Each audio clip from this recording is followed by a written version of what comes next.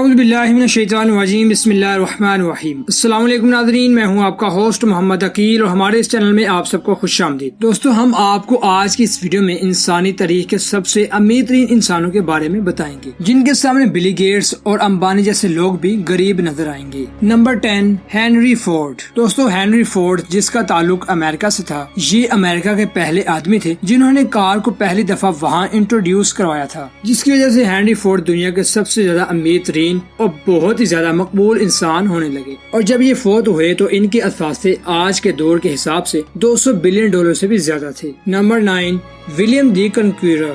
زیلیم، جو کہ انگلینڈ کا پہلا رومن بادشاہ تھا، جس نے سن 1862 میں ہیلری بادشاہ کو شکست دے کر اس کی سلطنت پر قبضہ کر لیا تھا۔ اس کو ولیم دا ڈیٹڈ بھی کہا جاتا تھا، کیونکہ یہ اس زمانے میں زمینوں پر ناجائز قبضے کرنے کے لحاظ سے بہت ہی زیادہ مشہور تھا۔ ایک اندازے کے مطابق اس کی نیٹ ورتھ $228 بلین سے بھی زیادہ تھی۔ نمبر 8، عثمان علی خان۔ ناظرین، عثمان علی خان جو کہ 1886 میں پیدا ہوئے تھے، ٹائم میگزین کے مطابق عثمان علی خان دنیا کے سب سے زیادہ 1937 میں امیر ترین انسان تھے، اور سن 1940 میں ان کی نیٹ ورتھ $200 بلین تھی، جو کہ آج کے حساب سے 240 ارب روپے بنتی ہے۔ نمبر 7، اینڈریو کارنیگی، جو کہ 1787 میں اسکاٹ لینڈ میں پیدا ہوئے تھے۔ یہ بہت ہی بڑے انڈسٹریل اور بزنس مین تھے، اور پھر انہوں نے آخر کار اپنی ساری دولت ریسرچ، سائنٹسٹ، لائبریری اور ایجوکیشن کے نام کر دی تھی۔ ان کی دولت تقریباً $250 بلین تھی۔ نمبر 6، مینسا موسا۔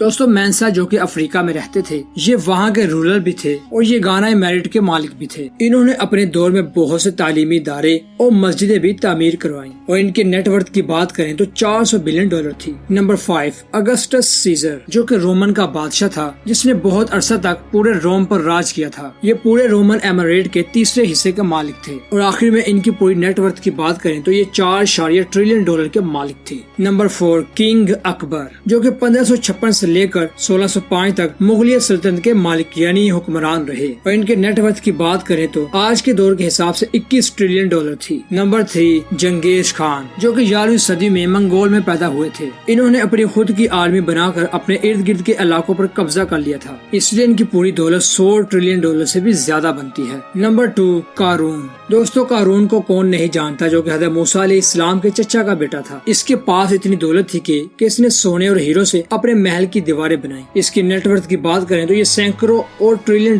تھی۔ نمبر 1، حضرت سلیمان علیہ السلام، جو کہ اللہ تعالیٰ کے نبی اور حضرت داؤد علیہ السلام کے بیٹے تھے۔ اللہ نے انہیں بادشاہ، دولت اور نبوت تینوں ہی نعمتیں عطا کی تھی۔ آج تک کوئی بھی ان کی نیٹ ورتھ کا اندازہ نہیں لگا سکا، کیونکہ یہ بہت ہی زیادہ تھی۔ دوستو، یہ تھی ہماری آج کی ویڈیو۔ اگر پسند آئی ہو تو کمنٹس میں اپنی رائے کا اظہار ضرور کیجیے گا۔ اسی کے ساتھ ہمیں اجازت دیجیے، اپنا خیال رکھیے گا۔ اللہ حافظ۔